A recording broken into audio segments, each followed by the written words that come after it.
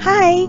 In today's Valentine presentation, I'm going to read selected love letters from my mom to my dad during the period of 1945 to 1946 before they tied the knot in August 18, 1946. Briefly, my mom was working in the city of Manila then, while my dad stayed in the province of Faire, now Santo Nino, Cagayan. It was the first time my mom traveled to the city to get a job at the Senate. It was also about the time that the Philippines declared its independence from the USA on July 4th, 1946. My dad served in the army during the World War II, and when it was over, he was in between decisions on how to proceed with his life. I took this opportunity too to show my eldest brother Sonny's piano recordings when he was still alive. His eldest son, Anthony, thankfully kept all these recordings. My dad lovingly kept the love letters in his vault, which we didn't see until he passed away. Reading these letters made me regret not being closer to my mom and appreciating her beautiful mind. I knew she was an avid and voracious reader, but at 24 to 25 years of age, she was writing so articulately, it shamed me for my writing skills, even now at 62 years old. Without much ado, here are my brothers Sonny's music and my mom's love letters, straight from the heart.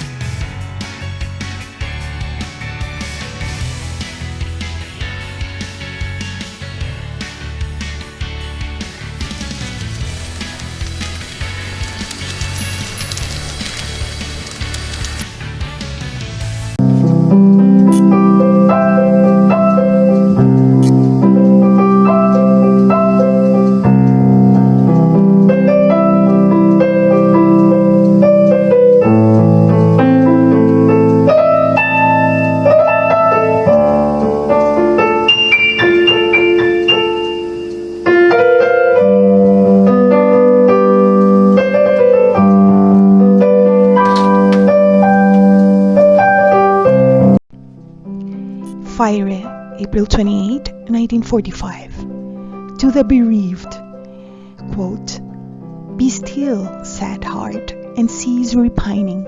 Behind the clouds, the sun is still shining. Thy faith is the common fate of all. Unto each life, some rain must fall. Some days must be dark and dreary. I know what you must be feeling right now, but miseries and sudden deaths are the inexorable expressions of the living. Each and all will follow the mysterious realm where each shall take his abode in the silent halls of death. Your mother was one of the most perfect mothers on earth.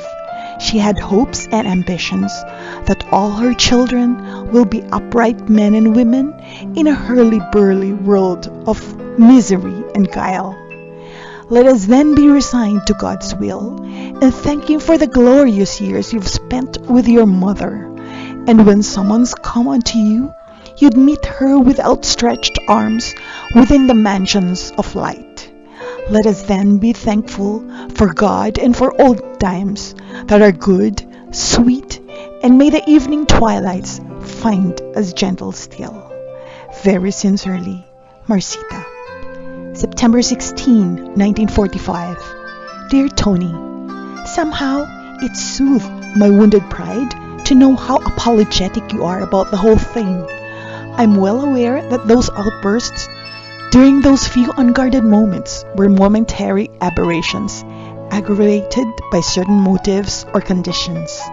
Whatever those motives were, it certainly wasn't love that prompted you to behave so strangely. I'm no longer an adolescent kid who sees things without due analysis. As the saying goes, it needs a decoy to hold a woman. Is it possible that you are using me as a decoy? I forgive you for your unreasonable outburst, but your behavior for a moment unbalanced me, thus losing my self-esteem and producing a distorted outlook of men and life, which to me is beyond forgiveness. From now on, I have to be on the lookout for lions in sheep's clothing. I never thought that caveman stuff was inherent in you. Careful, you might someday meet an Amazon who will scare the daylights out of you.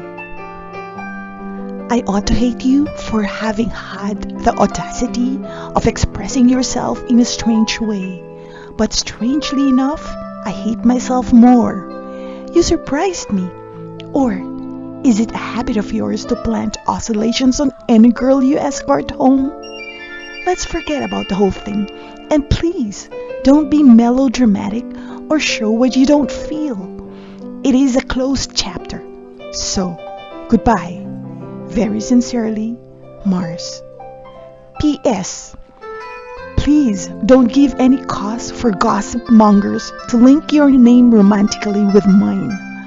Not that I'm ashamed of you, but I'd rather be on my own. If you want to practice love, find one femme fatale who will encourage you and appreciate your grande passion. Same.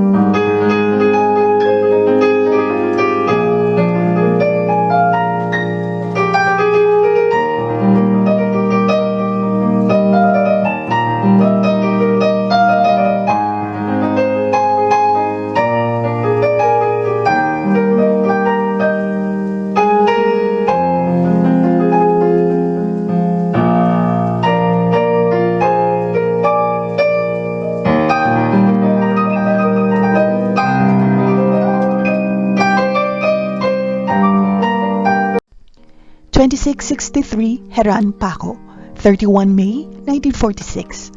My dearest Tony, they delivered me your letter last night upon my arrival from a whole day about at Misericordia. I came home dripping wet. What with torrential rains in the late afternoons. Nene, a cousin, a friend, and I saw the film Bataan. Nothing but propaganda for the glory of the American soldier. And the rains caught us at Quiapo, thus the enforced shower. The cab was open air, and nothing could make us feel smug and warm and dry. I do not know what made me toss and toss in bed last night, whether it was the effect of the enforced shower or the result of reading your wonderful epistle. To be sure, thoughts of you kept on budding in the halls of my memory, and no matter how I tried to cast them away, they inevitably came back. I do miss you too, and that goes without saying. Well, the glamour of city life had subsided. I'm no longer feeling lost or out of place. In fact, I've tramped the city's territorial limits with Lulu, and I can go anywhere now without being lost. Of course, there's a lot of talks about the ghastly, the unpleasant, the rotten shade of the city, but I'm looking forward optimistically at the beautiful, the fragrant, and the good side of it. Don't you worry, I'll never be polluted by modern Western ideas, as you strangely termed. I'll be essentially the same, in spite of the contributing factors that can easily change anyone. I have a job at the Senate as a secretary. I'll commence working June 1st. We work presumably only in the mornings, and I intend to take up BS Major Psychology this July at Santo Tomas University. There'll be ample time to study because my position isn't as much of a grind as teaching is. What are your plans? Will you stick to the army or pursue your studies? I heard that all guerrilla and reserve officers will be demobilized on June 30. Why don't you apply in the Scouts if you don't intend to pursue your studies? Whatever line you choose, either the army or law, you'll be good at it. That I'm quite confident. I'll stick to you no matter what. I've given you my heart, all of it, and I'm positive there's no room for others. Will you please cast away those doubts and believe me? For me, there's no one better than you and nobody else. That's precisely one reason why I want to be out of Faire. The sense of your very nearness steers me through and through, and I know that I'll want to be near you always and always, and I know that it isn't fair to both of us, because as you said, we're not in a position to get married, not just yet. In Faire, my mind was a void. Sometimes you were becoming an obsession. I knew it was wrong to make a man the whole parcel of one's existence, depriving one of other thoughts, of other interests, of other aims. Whereas my stay in the city and working somehow detracts my mind from that obsession because there's a lot to see and a lot to know. My work will be a panacea. You do not understand that our feelings are mutual and our longings for each other are intense. And I know that it will never be better that way. Don't think I'll ever change. The men I've met or will ever meet cannot hold a torch to the place you occupy in my heart. I'm yours. No one will ever know how I can love except you. Believe me. How's dear old Faire? Is it true that Miss Beltran is leaving for the States? And Miss Mariano? Tell her I've kept my word. She'll understand. I expect you to be good. No wine, women, and cards. I'll avoid the things you detest so much, especially males, the prototype of wolves. The 28th was just crowds and crowds and crowds. I saw thousands of heads atop an armored car. Rojas wasn't true to form in his speech. His voice jarred and he was nervous. I guess he was too excited. How are you and Pabling getting along? Tell me news about home.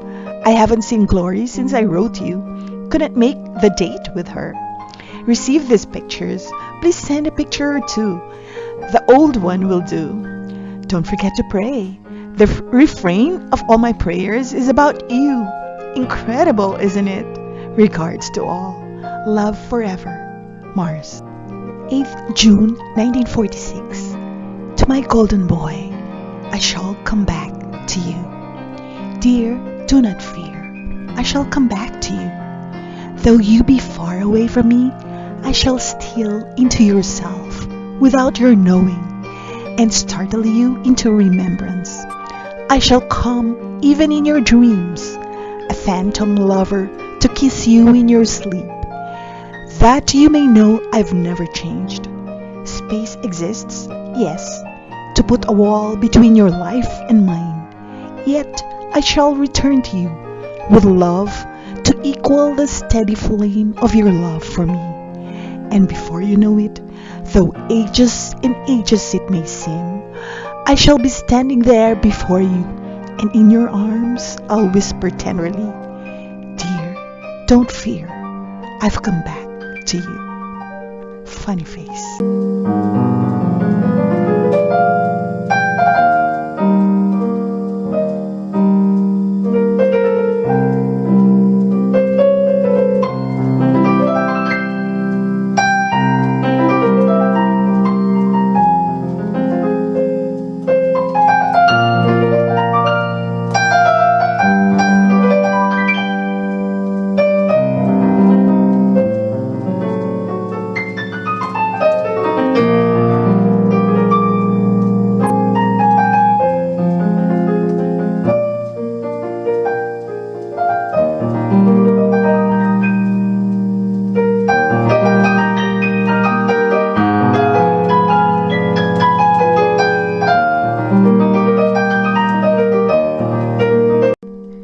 2663 Heran, Santa Ana, 4 July 1946. Dearest Tony, I've thought things over and over last night, and I've finally reached a conclusion that I'll have to go back home after the 15th of this month. There will be no more need for you to come to Manila, as I heard that you have work, and I know that isn't proper for you to leave your work. I wanted to come home in a month or two, but since I have to go back to my old job, I must be there early enough for the reorganization of classes. Will you please do me a favor? Tell the principal teacher there, I hope it's still Miss Karag, to reserve me my position. I would prefer to teach in the upper grades. If the position of grade 5 is already filled up, please let me know so I'll know what to do. Miss Mariano will be a good source of information. Anyhow, she's your friend. We'll talk things over when I get back. I'll be back home before you know it, so don't you worry. I'll try to make it in a week from now. Nevertheless, please let me know if there's no more vacancy there. I have a copy of Forever Amber here. It isn't as good as it's advertised. To me, it's just a lot of rubbish, not worth reading at all. I'll take the copy with me when I come home. Well, at last we're independent. Strange that people seem to be rather indifferent to the prospect of freedom. In spite of all the talks here, darker sides to the situation at that, I'm still looking forward optimistically towards a new Philippines. There was a parade in Luneta, which commenced rather late because it started to rain at 8:30. The place was full of people, eager, curious, noisy, and drenched. Fortunately, we were inside the bus when the downpour began, so we had to go home and spend the day gloomily looking into the streets. The weather is so different now. It's shining again, and with the sun comes the infernal dust that sometimes gets into one's system. I have a feeling of giving myself a treat to downtown for a show, but I'd rather sleep for tonight's affair. I don't expect much fun and much dancing on my part. I'll just go for the hang of it, and because it's a must, since the one inviting is a friend of the family, I won't enjoy without you anyhow. I reiterate, don't come anymore. I'll be there and we might meet on the way. Be seeing you always, Mars. P.S. I will unplane on the 16th, be in Faire on the 17th. Could hardly wait to see you, my darling. With this goes all my love there is. Darling, darling, I love you. Same.